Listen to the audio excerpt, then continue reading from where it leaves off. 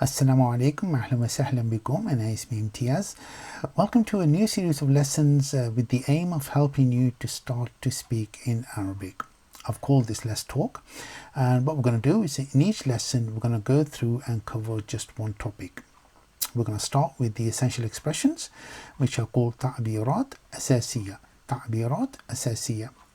And within the essential expressions, we're going to start with greetings, which are called tahiyyat. Tahiyyat. Okay, so what is a greeting? Well, a greeting is a salutation or expression of goodwill or courtesy offered when two or more people meet or communicate with each other. And greetings can take various forms depending on the cultural norms and the relationship between the individuals involved. So, for example, if you're talking to your friend, chances are you're going to be more relaxed and use less informal words. Whereas if you're talking to your boss or your business partner or someone of higher rank, you're going to be more formal with them. So common greetings include hello, hi, good morning, good afternoon, goodbye, etc. Okay, and greetings play an important role in establishing a positive tone and demonstrating politeness and respect. Okay, now greetings in Arabic differ in several ways. The first one is in their structure, the linguistic structure, and that's the way the greetings are formed within the language in terms of the syntax, the morphology, and phonology. For the moment, I wouldn't worry too much about the terms. What's important is understanding how the words are put together, why they are put together, and how they sound. Okay, so syntax refers to the arrangement of words and phrases that create well-formed sentences or phrases. So in Arabic, greetings may follow different syntactic patterns such as subject, verb, object, or subject, object, verb. Now, what does that mean? Well, in lesson 19 of the Beginners Arabic series, which the link is here, in that I go through and explain what the two types of sentences are. So in Arabic, sentences can either start with a noun or they can start with a verb, and then based on the type of sentence that you're using, will determine how you use the greeting. Okay, the morphology is deals with the internal structure of words and how they are formed from smaller meaningful units called morphemes.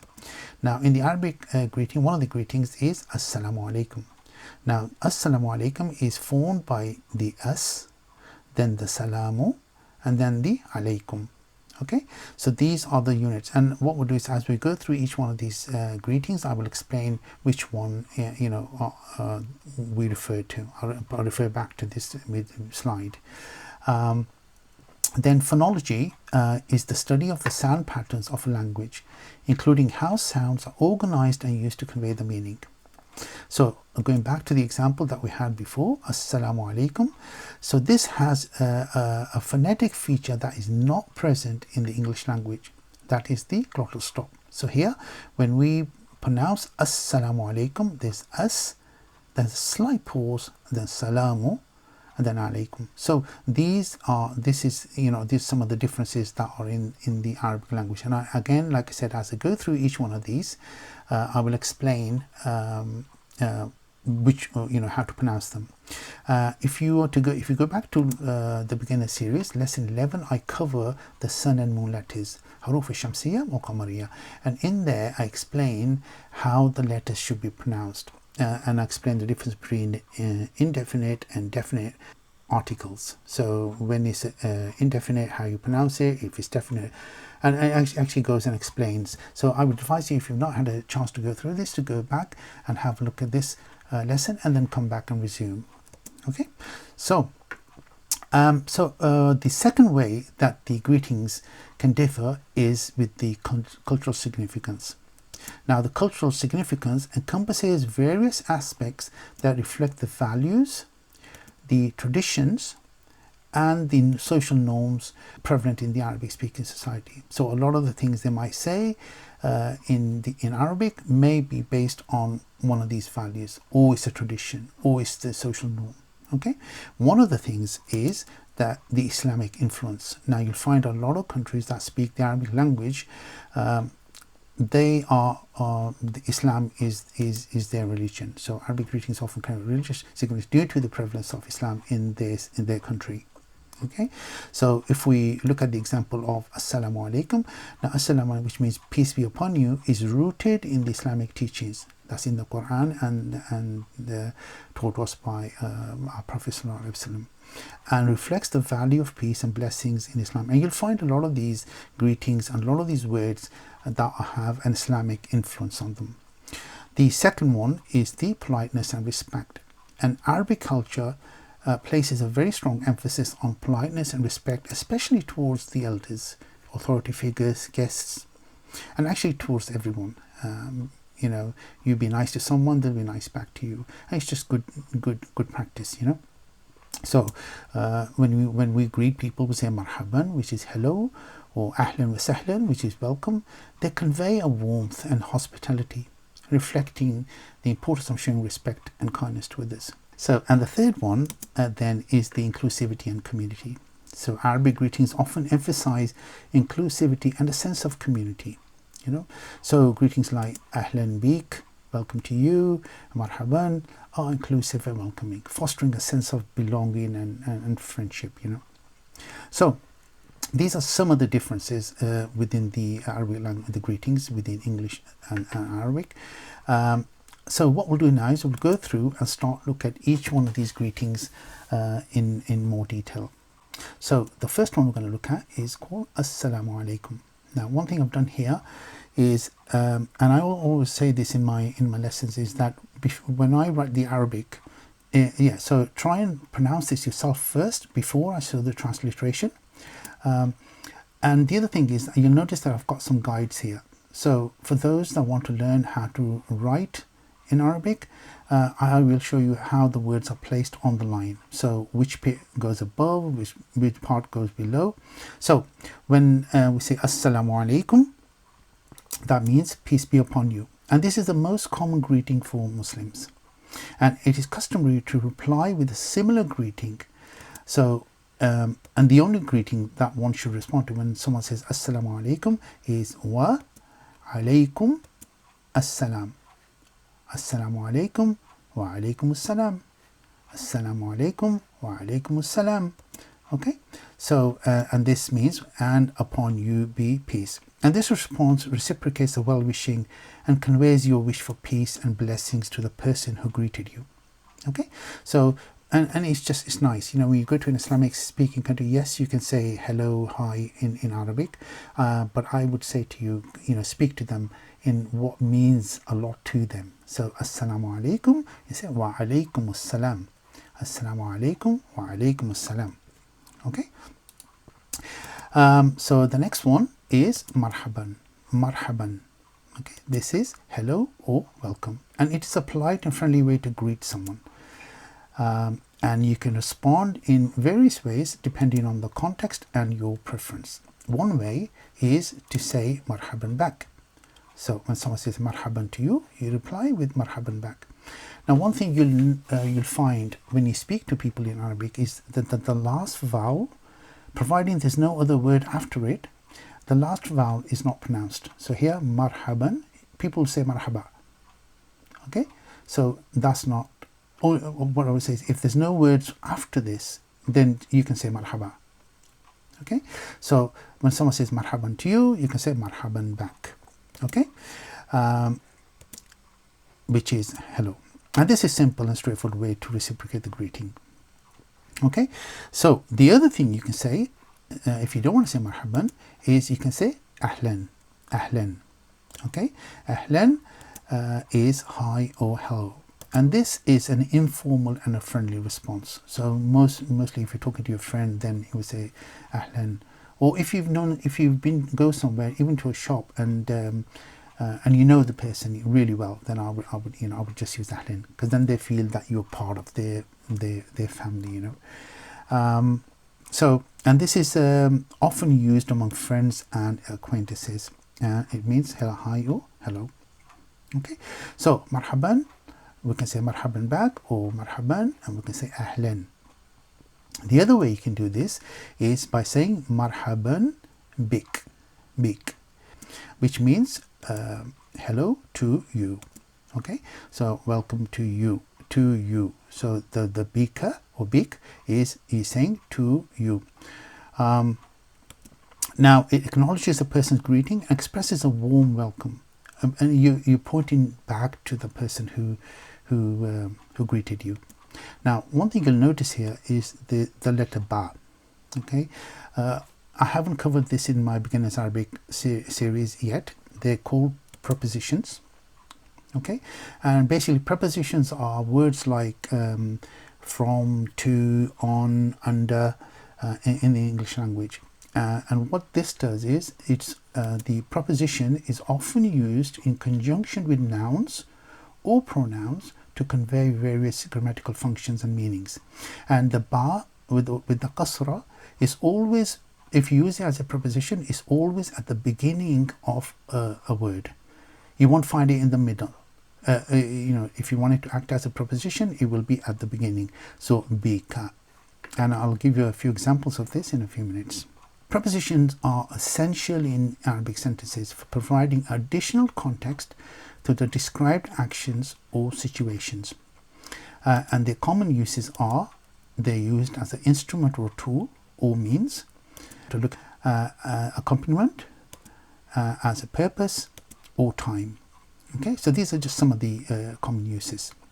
So what I'll do is I'll go through and just give you an example of each one of these. So the first one we're going to look at is instrument or means. Okay, so when ba or be is used to indicate that is instrument or means, it shows what it is used for. It is used for to perform an action. Okay, let me show you an example. So when we say a book, which is in Arabic is kitabun, kitabun, kitabun. So to indicate that the book is being used as a tool or means in the English language, to indicate that we're going to use the book for something, we will say I did something with a book. So this with here in this context, when we do the same thing in Arabic, what we do is add be at the beginning. So we will say bi kitabun, bi kitabun. Now, one thing to note is that when you add be at the beginning, then the case will change. Of the case of the word will change. So instead of using you will say in, bi kitabin. But that is only if you're saying a book. So here you're not being specific. So this is an indefinite case. So bi kitabin. So in that case you will use kasratain. Okay, again I've covered a lot of this in the beginner series, and I would go through, if you haven't done it, go back and learn, because you will learn a lot. Okay, so here when we say in English with a book, we will say be. We'll add, all we need to do is add be at the beginning and end it with tin. So bi kitabin, bi kitabin. Okay, if I show you an example, so what I'll do is for each one of these I'll show an example of how it's used within a sentence. So if we say he learns the Arabic language with a book. Okay, so this bit, so he in Arabic is huwa, learns is yata'allamu, the Arabic language is al-lughatul arabiyya. Yeah, and then we'll say, so he said he learns the Arabic language with a book. So what do you think will go here? That's right, بكتاب, بكتاب. So هو يتعلم اللغة العربية بكتاب. Now don't worry about the sentence at the moment, because like I said, these are just examples. I'm showing you how this fits into the sentence. As we progress through each lesson, we will get to a stage where you'll be able to read this without any problem and understand it. And to be honest, you won't need the English translation, because you will know by the time we're finished. Okay, so هو يتعلم اللغة العربية بكتاب. Okay, let's have a look at another example. So here we've got a car. A car in Arabic is called sayyaratun. Sayyaratun. Okay, so to indicate that someone is traveling using a car as a tool or means, in English we would say, oh, I traveled somewhere by a car. In Arabic, just one way. Just add be at the beginning, and then we change that at the end to in. So it's bisayyaratin. Bisayyaratin. Okay, so that is we're using I did something by a car, using a car. Okay, let's look at an example. So in here we'll say I go to work by car. I go to work by car. Now I in Arabic is ana. Go is adhabu. Ana adhabu. To work is ilal amal. Ilal amali. Now one thing to notice here, that the word ila is also a preposition. So this is why this amali, it ends with a kasra. And then we say that by car, we say bis sayyaratin. Ana adhabu ila al-amali bis sayyaratin. Okay, so you can see that, you know, it is very, very simple. You just put a be at the beginning and within. So when we start to use be as a preposition. So this is how be is used if it's an instrument or means. When we say, oh, one more thing, okay. If you haven't done the Arabic series, you'll notice that when we do the verb conjugations, the conjugation of the words as we're joining the words, you remember I mentioned about morphemes, little units that form, that are joined together to create words. So the word dhahaba means actually to go. When I say I go, then I say adhabu. So this alif at the beginning indicates that I am going somewhere. So that means that we don't really need to say ana. If you do say it, it doesn't matter. But we say ana adhabu, or you can then just say adhabu ila al-amali bis-sayyaratin. So that is exactly the same meaning. But if you do decide to use ana at the beginning, it doesn't matter, like I said. But this you've already said ana in the word that you've conjugated. So this verb adhabu means I go. Okay. So let's look at the second one, which where be is used to indicate location or place where an action takes place.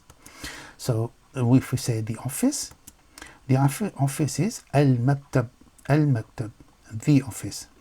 Now again, in the definite indefinite articles, this al at the beginning of a word indicates that it is a definite article, and then you'll find that the ending here will be a damma. So al-maktabu will indicate that it is the office. So al-maktab, to indicate the location where an action takes place, we will say in the office. Yeah. So again, when you say this in Arabic, all you do is put bi at the beginning. So bil kitab, and here we add kasra, single kasra, not double, like we did before. The reason for that is because now we're being very specific about the noun, the office. Before we said a office. So when you are specific, we'll say, then you use a single case. You'll never have an instance where you say bil maktabin. That won't happen. So here, if because there's al in the middle, it indicates that the noun is definite. So it's bil maktabi. If we look at an example, so if I say here, Sahil works at the office. Sahil is a name. So works at the office. We'll say يعمل ساهل بالمكتب. يعمل ساهل بالمكتب. If we look at another example, the student goes to the university from the office. We will say الطالب, which is the student, الطالب, and then we have يذهب. So it's been conjugated because it's for the third person. We're talking about the student. So الطالب يذهب إلى الجامعة, again because this is a preposition, so this ends with a kasra. and then we say الجامعة from the office بالمكتب. So الطالب يذهب إلى الجامعة بالمكتب. Okay, the student goes to the university from the office. If we look at the third option, which is purpose, so where be can be used to express purpose or reason behind an action. So here we've got a set of books and for the purpose of learning. So we'll say بالتعليم. تعليم is education or learning. So for the purpose of learning we say بالتعليم. Okay, so if I indicate action is done with the intention of learning something. So if I look at the example, we will say the mother teaches the children through homeschooling. So الأم تعلم الأطفال بالتعليم المنزلي. Okay, so that's the homeschooling from home. And then finally the time. So be can be used to indicate the time or period when an action takes place. So if we said something happens at night, so night is layl, and then we'll say at night would be bil-layli. Okay, so indicating the time of the action. If we look at the example, say I read my prayers at night before sleeping. So أقرأ, which is I read, and prayers is salat. So but I'm saying my salat, so here we're using possession. Salawati, أقرأ salawati بالليل, and then before saying قبل النوم. So قبل is also before is a preposition. Okay, أقرأ صلواتي بالليل قبل النوم. So I read my prayers at night before sleeping. Okay, so that is the letter ba. Okay, which in the example, so here we say Marhaban bika or bik. In this example, the ba is saying to act as to. So we're saying hello to you. Okay, so if I what we do now is we look at the letter kaf, and what the letter kaf does, it indicates possession or ownership. And what do I mean by possession? Well, possession is indicated by the use of pronouns, and when we want to use a pronoun to show possession, we can't use subject pronouns or personal pronouns. Okay, I'll show you an example. So here I am saying this is my sister. So I would then say she name is Abir. Now that doesn't make sense. Now here what we're doing, the she is a personal pronoun. So when we use a personal pronoun, it doesn't make sense. So that is an incorrect use of the pronoun. Now the name Abir, the name is the property of Abir. Okay, it belongs to her. So what we need to do is we need to, instead of using a personal pronoun, we need to use a possessive pronoun. And for possessive pronoun for she would be her. So we say her name is Abir. So now this is correct. So what is a possessive pronoun? Okay, what we'll do is we'll quickly show you. Possessive pronouns are exactly that. Words that help us to show possession or indicate that something belongs to someone, and that someone is your subject. Okay, so those which are the personal pronouns. So I, you, he, she, so they are referred to as subject pronouns.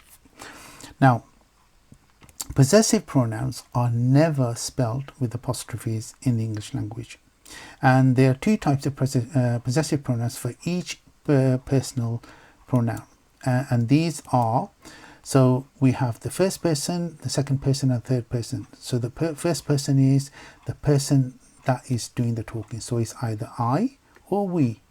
I as an individual and you as plural. The second person is always the person that we are talking to. Okay, and the third person is the absent person, so he, she, or they. Okay, and for each personal pronoun or subject pronoun, the possessive pronoun is mine, our, your, his, her, their, So these are the weak adjectives, and then the strong. I'm not going to go into the detail of these. I've covered these in detail in the possessive pronouns lesson.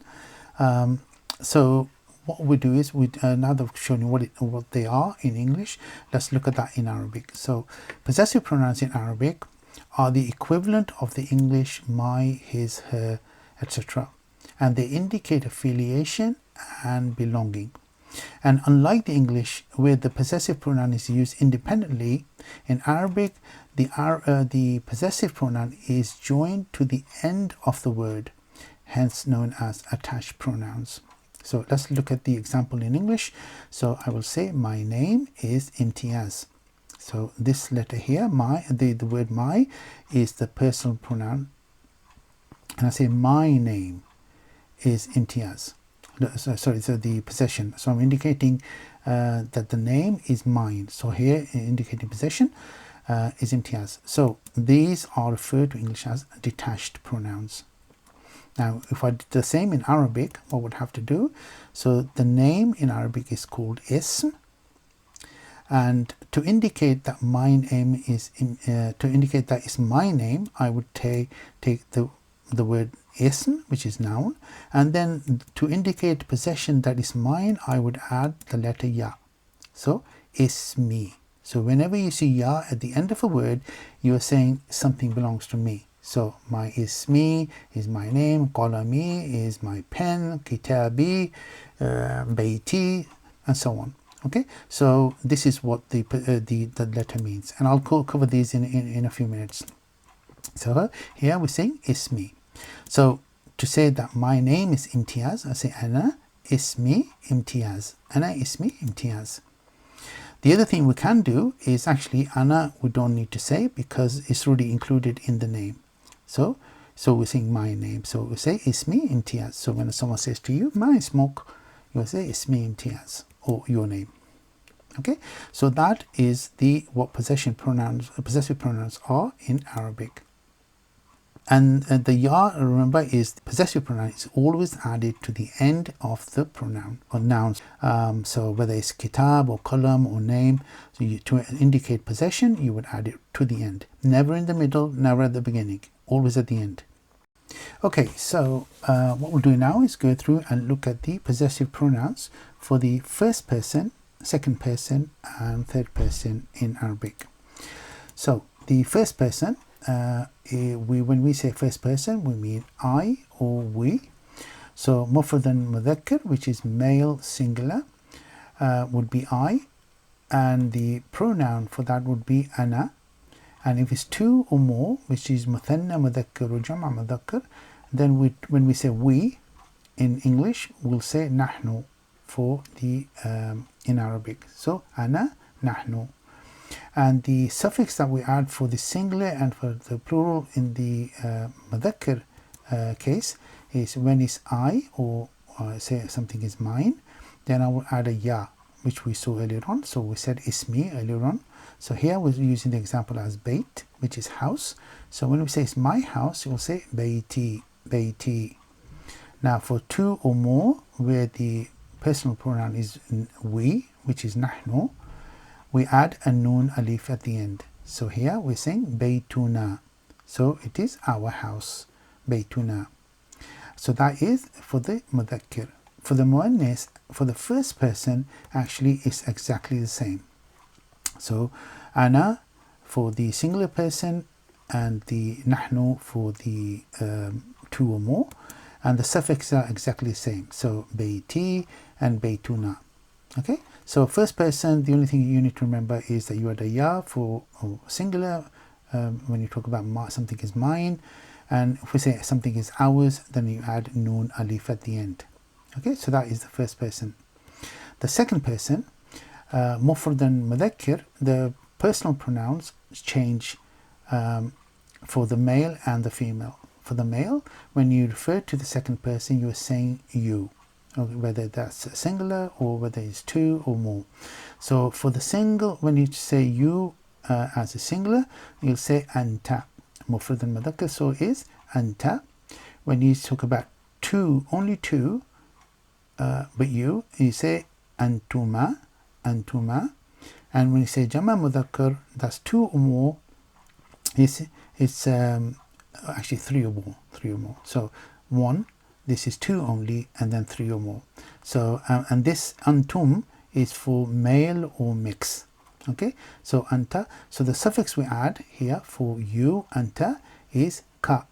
So baytuka, and you saw that in the name. So we said Marhaban bika. So the one thing we actually didn't see was the fatha on the top. So for a male, the kaf, the fatha is not really necessary. So you can say baytuk. But I would go and say, for the moment, as we're learning, I would stick to the vowel signs that are there. So baytuka for yours, male. Okay, so your house is baytuka. For two people, so your house, two people, is baytukuma, and then for jama mudhakkar is baytukum. Okay, so this is three or more, males only or mix. Okay, so baytukum. For the mufrad and muannath, the personal pronoun changes to anti. So the only difference here is that the ta, where is a fatha, you use a kasra here. So anti. For two, it's antuma. It's exactly the same actually. And if it's just females only, you'll say antunna. Okay, and the suffix for a female would be kaf with a kasra. So baytuki. So in our example, we said marhaban bika. We'll say marhaban biki.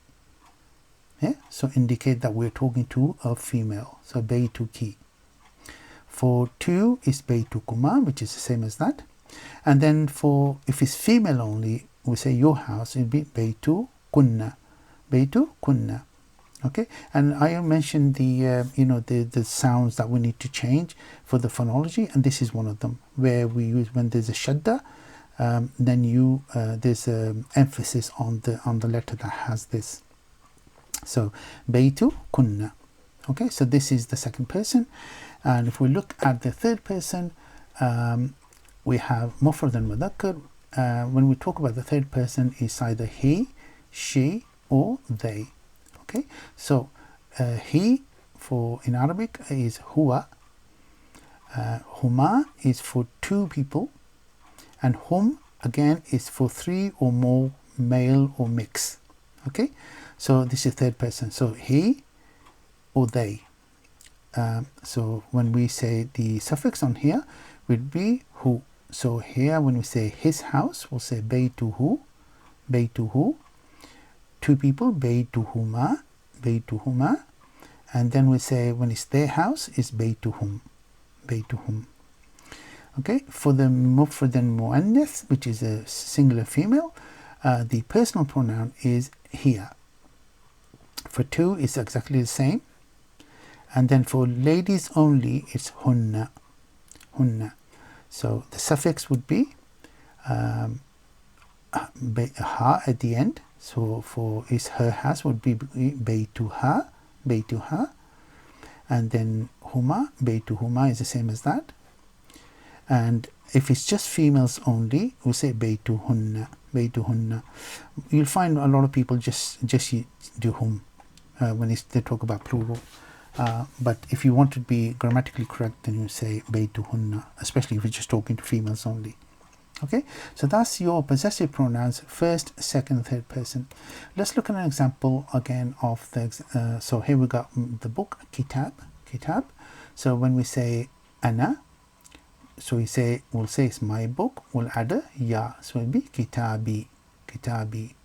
For nahnu, it would be kitabuna. Anta, we know we add a kaf with a fatha, so it's baytuka. Kitabuka.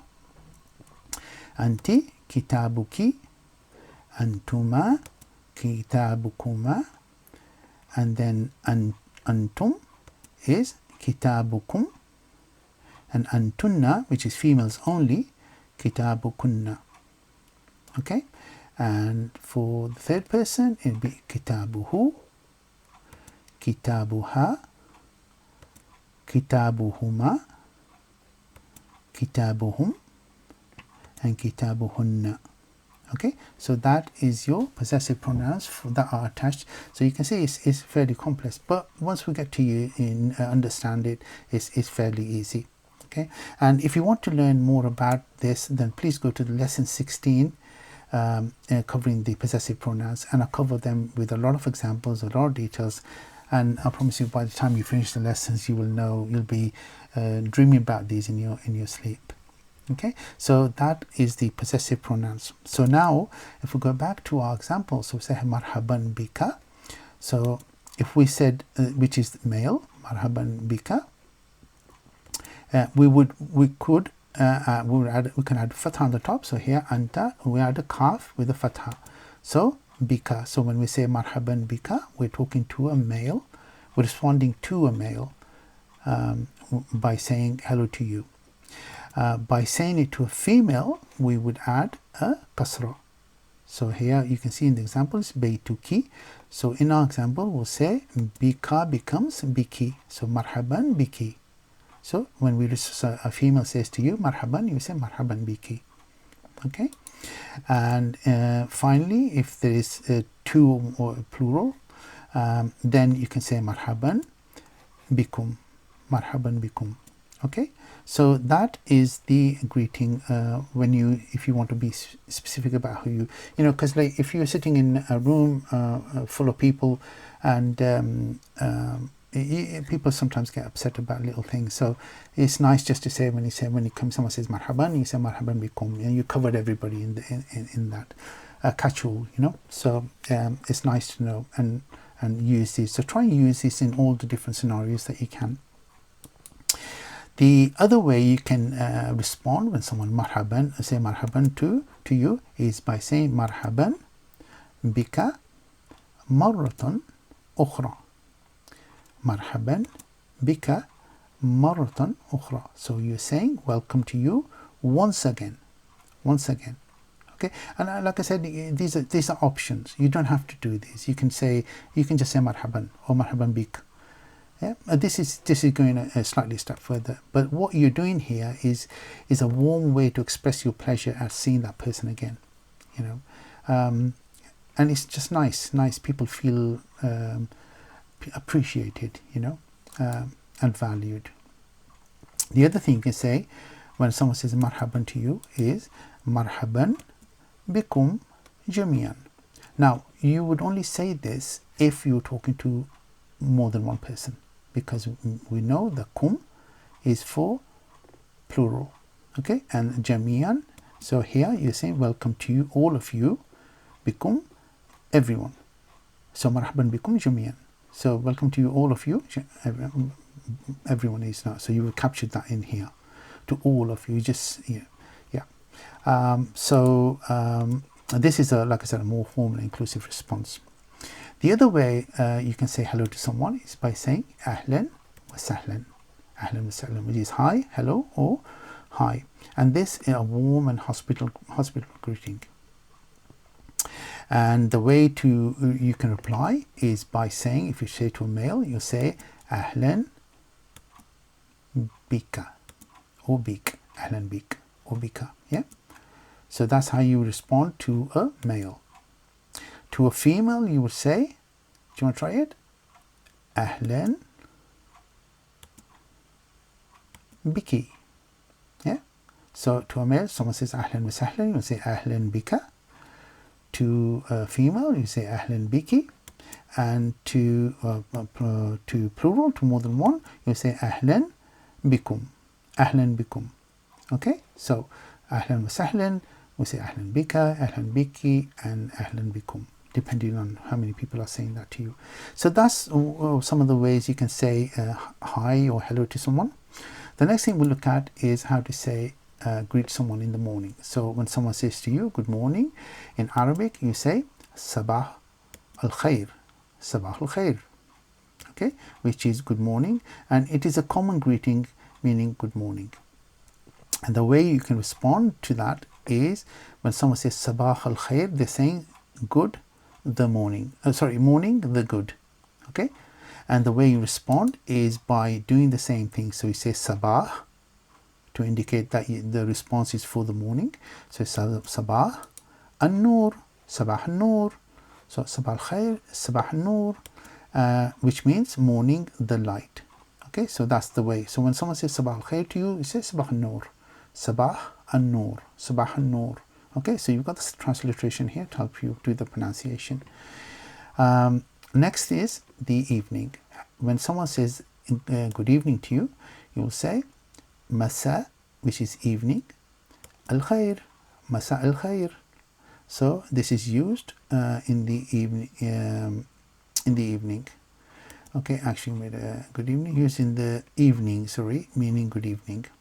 Okay, apologies, there's a mistake there. And the way you respond to good evening is exactly the same. So you say the evening, masa an-nur. So if someone says masa al-khair, you say masa an-nur, masa an-nur. And that is to say evening, the light. Okay, and this is the general response when someone says that to you. So masa al-khair is masa an-nur. Masa al-khair is masa an-nur. Okay, next one is good night. So there's various ways of responding to when someone says good night to you. So to say, when someone says good night, they say tusbih ala khair, tusbih ala khair. So it means good night, or may you wake up to goodness. Okay, because sabah is morning, to the morning. So see how the words, when you join them together, they actually mean something. So the ta also has a use. I'll cover that later on. So tusbih ala khair, so may you wake up to the goodness, also good night. And the way to reply to that is, the first way is by saying wa anta or wa anti bi khair. Yeah, so we said anta is you in the present, so we're saying wa, and to you, bi khair, the good. So when, and this response can be used in multiple scenarios. Yeah, so someone said have a good day, and we say wa anta bi khair.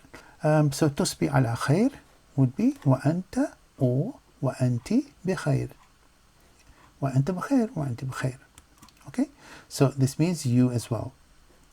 The other way you can respond is by saying wa anta or wa anti min ahlu. Okay, most of the time, most people, when they say tusbi ala khair, most people respond with wa anta min ahlu or wa anti min ahlu. Okay, so but both of these would work. So tusbi ala khair wa anta bi khair, or tusbi ala khair wa anta min ahlu. Okay, so these are, but again, you know, it's up to you to decide which one you want to respond with. You don't have to do it and do the hard ones. You can do the simple one. And people, as long as you give some sort of a response to someone when someone says that to you, is important. So tusbi ala khair wa anta or wa anti bi khair, and then wa anta wa anti min ahluhu. The other thing you can do is you can say you too, which is kadhalik. Tusbi ala khair, kadhalik. This is a simple response that means likewise or same to you. Okay, and again, this too can be used in multiple scenarios. So when we learn one or two things, you will find this as we go through the lessons, that we'll use a lot of these for different scenarios. Okay, so tusbih ala khair, tusbih ala khair, wa anta or wa anti bi khair, or kadhalik. Okay,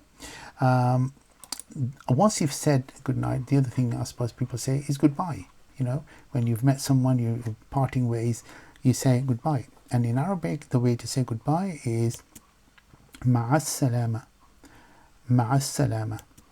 Okay, so which means go with peace, and it's a common way to bid farewell and wish someone well as they leave. Okay, and the way to respond to ma'as salama is by saying the same thing. So you can say ma'as salama back. Okay, so ma'as salama back. Okay, this means you as well, or you too. The other thing you can say is wa anta or wa anti بخير. This is, see what I mean? We did this for تصبيح على خير. So that's another thing you can say. وأنت بخير. مع السلامة. مع السلامة. I would say that this is a more common response than this one. But when you do say this, it's actually fine. Okay? So, مع السلامة, we'll say مع السلامة back, or وأنت وأنت بخير. After you say goodbye to somebody, you normally add another expression at the end. Sometimes you'll say to people, have a good day. So you will say, in Arabic, you say طابق يومك. طابق يومك. Okay? And it's a common way to wish someone a good day. Yeah? And again, the way to respond to someone says طابق يومك, the first way you can say to someone is by saying بارك الله فيك. بارك الله فيك. بارك الله فيك. بارك الله فيك. And this means, may Allah bless you. And it's a polite and appreciative response, and people do like that. The other thing you can say, which is also Islamic response, is Jazakallah khair. Jazakallah khair. So when someone says طابق يومك, you say Jazakallah khair. Yeah, it means may Allah reward you with goodness. Okay. And the thing is, it's a way to express gratitude for the good wishes. And whether you use this response or this one, it's just nice when people say طابق يومك, then you respond with barakallah fiqh and jazakallah khair. And in my personal preference, I use both. So the other thing you can do when someone says طابق يومك is Allahu yatbaq yawmuk, which means may Allah, too far. May Allah make your day good too. Allah yatbaq yawmuk. Okay, so it means may Allah make your day good too. Okay, and this is going that extra step to being nice. The other thing, like we covered here, is كذلك. So someone says have a good day, you can say yeah, you too, my friend. Likewise, the same to you. كذلك. كذلك. Okay, so طابق يومك, الله يطبق يومك, or كذلك, or وأنت بخير. Okay, so this is that's just a very simple response. Now the other thing you might say to someone is that you are saying bye, but then you hope to see them soon. Yeah, you hope to meet them again, and the way you say that is see you soon in English. In Arabic you would say أراك قريبا. So أراك, so this one رأي is actually, this actually has three things. So it has a I that indicates I, then ra'aya is the word to say see, and then the kaf is your possessive pronoun to say see you. So this one word, you are saying I will see you. Qarib means actually soon. So here we say araka qariban. So I will see you soon, or see you shortly. Okay, and the way to respond when someone says I'll see you soon, and this is a very common response, you'll have heard this, is for someone to say inshallah. Inshallah. Yeah? And it's a common way to express the hope that the future meeting will happen as planned, contingent on Allah's will. Inshallah, if Allah wills. Okay, and that's a nice response when someone says something to you. You say someone, don't be late for the class. Inshallah, I'll be there. Okay, so that's one way. The other one you can say is, you can actually say, so here they're saying araka qariban, you can then say qariban first, inshallah. Yeah, soon inshallah. Yeah, so soon, God willing, is applied an optimistic way to acknowledge the expectation of seeing each other soon. So araka qariban, say qariban inshallah, or inshallah. Both of these are fine. The other thing you can say is بِإِنْتِذَارِك. بِإِنْتِذَارِك. Intidhar is actually waiting, looking forward to seeing you. Yeah, بِإِنْتِذَارِك. And it conveys your anticipation and excitement about the upcoming meet. The other thing you can say when someone says أراك قريبا is inshallah سأكون هنا, which is inshallah I'll be here. Yeah, سأكون هنا. Huna is here. So God willing, I'll be here, and indicates your intention to be available or present for the meeting. Okay, so you can say, so like I said, a lot of people say, "Oh, see you soon." The other thing, if you intend to meet later on in the day, you will say, "See you later."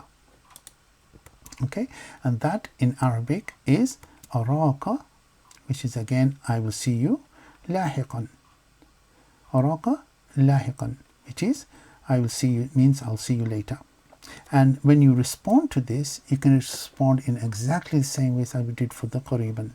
Yeah, see you soon, inshallah. Okay, or you can say yes, inshallah. Yeah, so it's a common way to express that you will meet again, contingent on Allah's will. And it's very nice. Like I said, you can use this in multiple scenarios. But it's just a really nice response to when people say like araka lahiqan or araka qariban. Say yes, God willing. It's a direct and affirmative response indicating your agreement and hope for the planned meeting, contingent on Allah's will. Okay. The last thing you can say when araka lahiqan, someone says I'll see you later, is just hasanan, which is okay. Yeah, okay, all right, I'll see you later. Yeah, araka lahiqan. If you want to be, if you want to add something extra to say, yeah, okay, great, well, don't be late, you can say la tata'akhkhar. This means don't be late. La tata'akhkhar. Yeah. So what I would do is I'll just go through and practice these, different scenarios. So again, araka lahiqan, you can say hasanan, which is all right. We say, okay, hasanan la tata'akhkhar. All right, don't be late.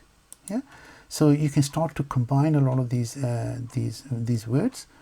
One more that you'd say is when you plan to meet someone the next day. So see you tomorrow. So here you would say araka, which is again I will see you. Ghadan, or araka ghadan, which is I'll see you tomorrow. Okay, and the response, as we've done before, is inshallah. Yeah, that's a good response. So you can see we've used that for multiple terms that people have every time people make a statement to us. So araka ghadan, araka qariban, araka lahiqan, inshallah. Very good response. Okay. The other thing we covered was yes, inshallah. Yeah, but it is sufficient just to say inshallah. Most people generally understand what you mean. Now, to help you through these lessons, what I've done is I've created a quiz on Quizlet that allows you to practice all these terms. Okay, so I hope, test yourself, you can go on to this, and there's a quiz that you can do. That is the end of this lesson. Inshallah, in the next lesson, we're going to talk about you. So where we get to start to introduce you about who you are, your name, where you live, etc. And as always, what I say is if you haven't subscribed to the channel, please like, share, or subscribe, as it helps me, it motivates me to do more for you. And then also, please, if you find anyone that can benefit from the channel, please share with them. Like I said, it's always nice to get feedback from everyone. So, inshallah, I will speak to you in the next lesson. Jazakallah khair. Fi amanillah. Assalamu alaykum.